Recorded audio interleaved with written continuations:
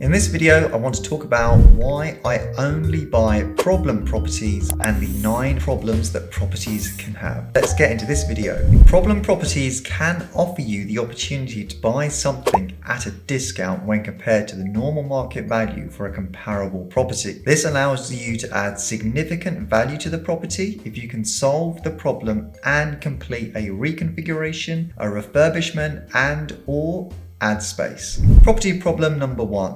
Short lease. Less than 80 years, and a lot of mortgage lenders don't tend to like these properties as it impacts the value of the property. Therefore, a property with less than 80 years left to run can put off normal first-time buyers or even buy-to-let investors, as it requires the person that is buying the property to complete a lease extension. The current owner will have to serve a Section 42 notice, which assigns the new owner the right to extend the lease. Otherwise, the new owner will have to wait until they have owned the property for at least 2 years before being able to extend the lease. Properties with short leases can represent good opportunities as the number of buyers and interested parties is greatly reduced, but you have to be aware of the costs of the lease extension and the fees that are involved. These properties are great to buy on a bridge, complete the lease extension, and then refinance onto a buy-to-let or even sell. There are online calculators which can give you a rough idea of the cost of the lease extension, but it's best to consult a lease extension specialist. The costs will include 2 sets of valuation and survey costs,